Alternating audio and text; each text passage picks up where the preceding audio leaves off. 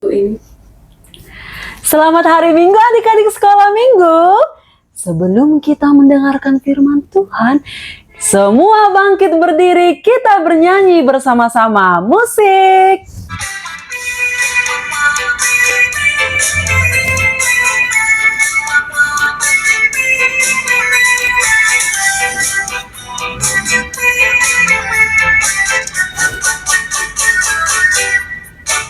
Saya senang jadi anak Tuhan, saya senang jadi anak Tuhan, saya senang jadi anak Tuhan tak boleh bohong.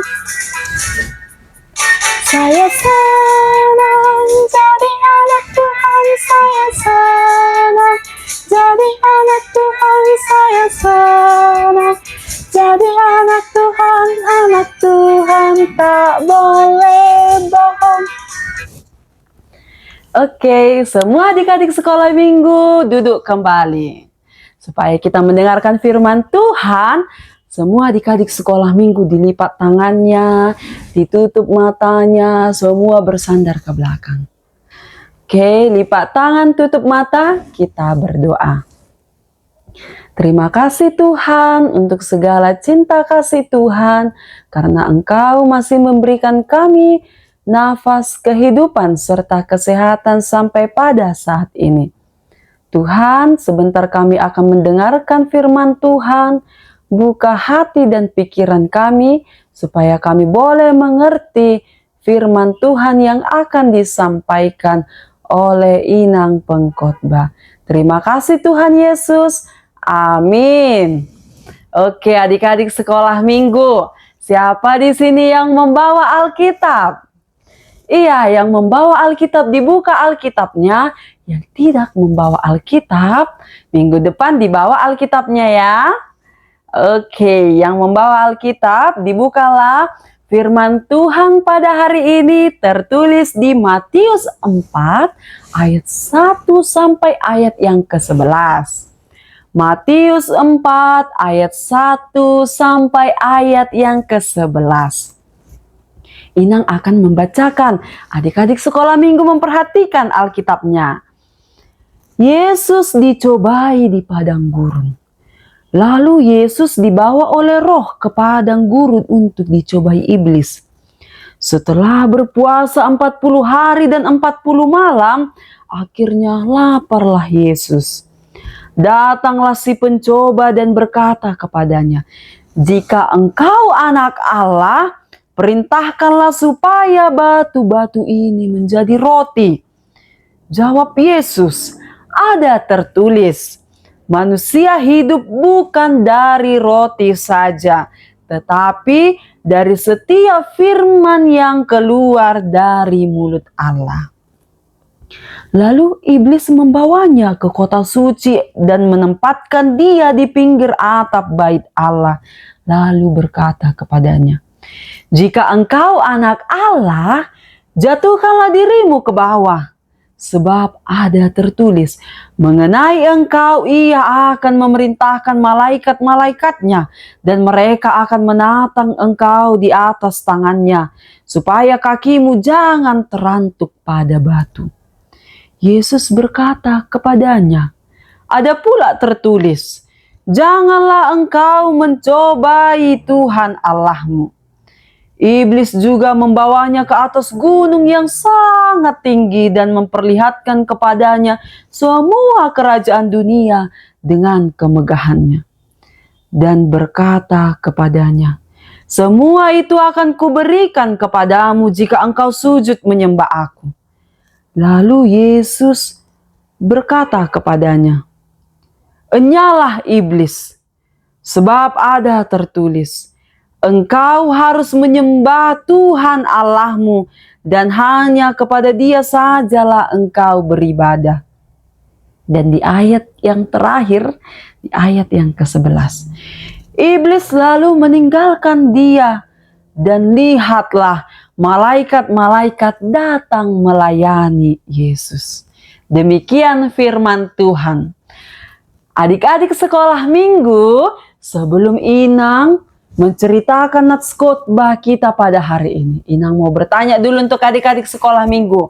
Siapalah di sini adik-adik sekolah minggu yang gampang tergoda? Tergoda kayak mana rupanya, Inang?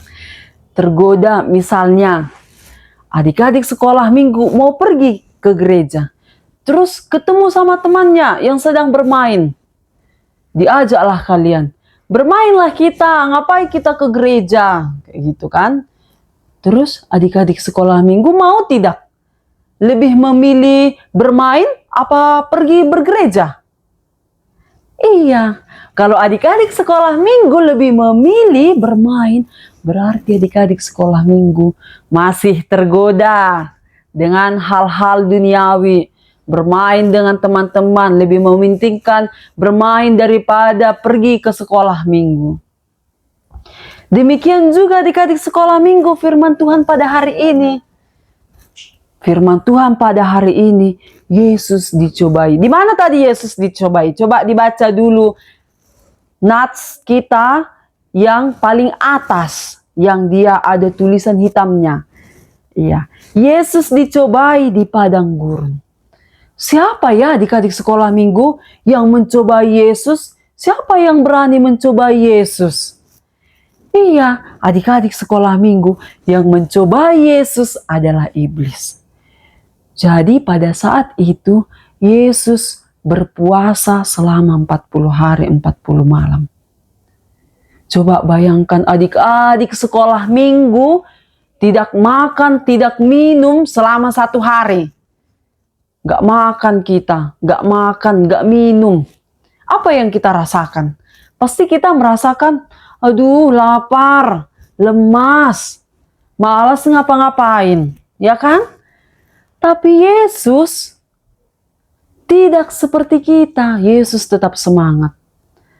Namun pada saat itu Yesus mengalami kelaparan. Kemudian datanglah si iblis. Dicobailah Yesus. Apa yang dikatakan iblis kepada Yesus? Ya, kita baca dulu ya yang di ayat 3. Jika engkau anak Allah, perintahkanlah supaya batu-batu ini menjadi roti. Disuruh iblislah Yesus untuk mengubah batu menjadi roti. Seandainya adik-adik sekolah minggu dalam keadaan lapar nih kan? Lapar. Terus disuruh, ini uang, belikanlah makanan.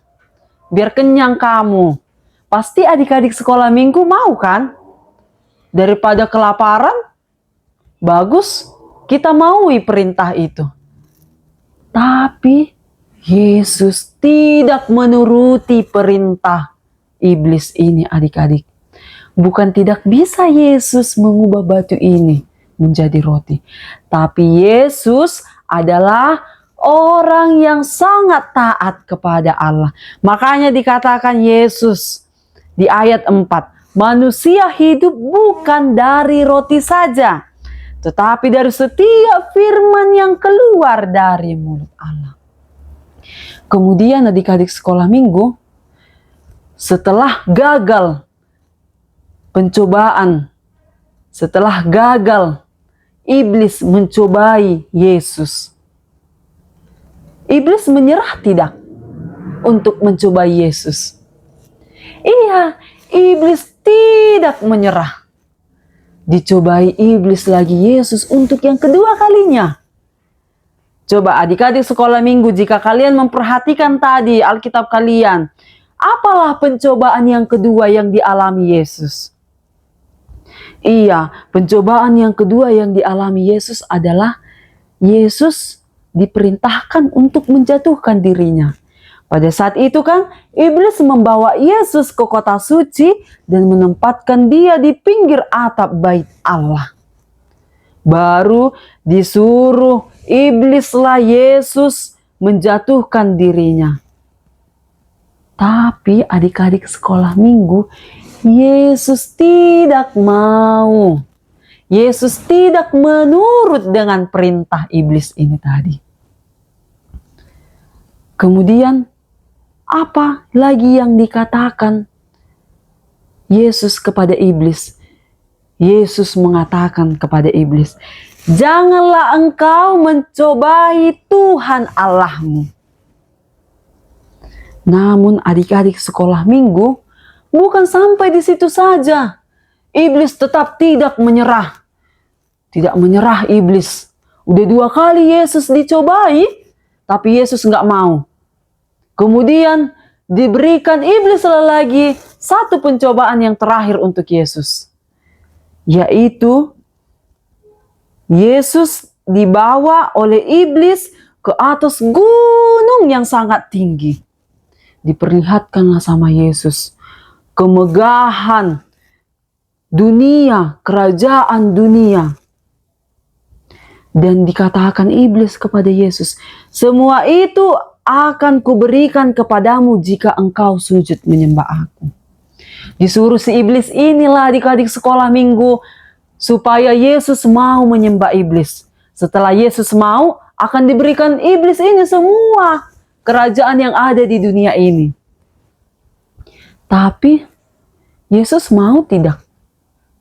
Dengan semua kemegahan yang ada di dunia ini, Yesus mau tidak menyembah iblis? Iya, Yesus tidak mau adik-adik sekolah minggu. Coba kalian dikatakan, ambil dulu. Diperintahkan kan sama kalian. Ambil dulu uang itu di atas tempat tidur. Tidak usah beritahu kepada orang tuamu. Nanti kita akan pergi jalan-jalan. Akan kubawa kamu jalan-jalan, dikatakan oleh teman kita untuk adik-adik sekolah minggu. Kira-kira maunya kalian mengambil uang orang tua kalian hanya untuk pergi melihat kecantikan yang ada di dunia ini? Karena dijanjikan teman kalian kan dibawa kalian jalan-jalan. Dari teman kalian ini makanan, tapi kalian disuruh untuk mengambil uang orang tua kalian. Namun adik-adik sekolah minggu, itu adalah hal yang tidak baik. Disitulah adik-adik sekolah minggu tidak boleh menuruti perintah yang tidak baik. Sama seperti Yesus, tidak mau menuruti perintah iblis. Lalu berkatalah Yesus kepada iblis, "Enyalah iblis, sebab ada tertulis, engkau harus menyembah Tuhan Allahmu dan hanya kepada Dia sajalah engkau beribadah." Hanya kepada Allah sajalah kita semua beribadah. Seperti hukum Taurat kita yang pertama. Coba adik-adik sekolah minggu, siapa yang tahu hukum Taurat yang pertama?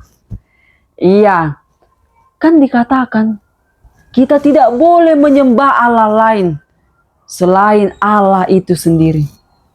Harus Allah yang harus kita sembah, yang harus kita turuti. Nggak boleh ada yang lain daripada itu. Kemudian adik-adik sekolah minggu, setelah 3 pencobaan ini yang dilakukan iblis kepada Yesus, lalu iblis pergi meninggalkan dia. Baru dilihatlah malaikat-malaikat datang melayani Yesus. Kemudian, apa ya Inang yang mau diambil, yang mau dipelajari dari nats khotbah kita pada hari ini? Yang mau dikatakan adalah adik-adik sekolah minggu, semua adik-adik sekolah minggu harus taat pada perintah Allah. Jangan gampang tergoda dan jangan mau menggoda teman kita untuk berbuat hal yang tidak baik.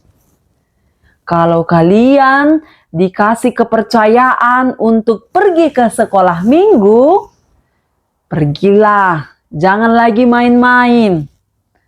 Kalau kalian disuruh untuk mengerjakan tugasnya, kerjakan.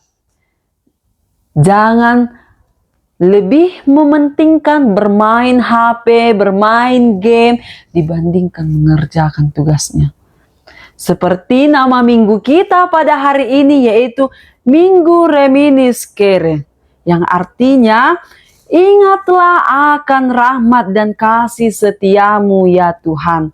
Sebab semuanya itu sudah ada sejak dahulu kala. Jadi adik-adik sekolah minggu, kita harus mengingat rahmat dan kasih karunia Tuhan yang telah diberikan untuk kita. Supaya kita tidak gampang tergoda. Supaya kita tidak mau ikut berbuat salah. Ikut terjebak di dalam segala kejahatan-kejahatan. Adik-adik sekolah minggu, dengan cara apa kita taat sama Tuhan? Menuruti orang tua. Iya betul. Apalagi yang kedua? Iya, berdoa. Rajin beribadah. Kalau adik-adik sekolah minggu beribadah, tidak ribut, itu juga sudah sebagian daripada ketaatan kita sama Tuhan.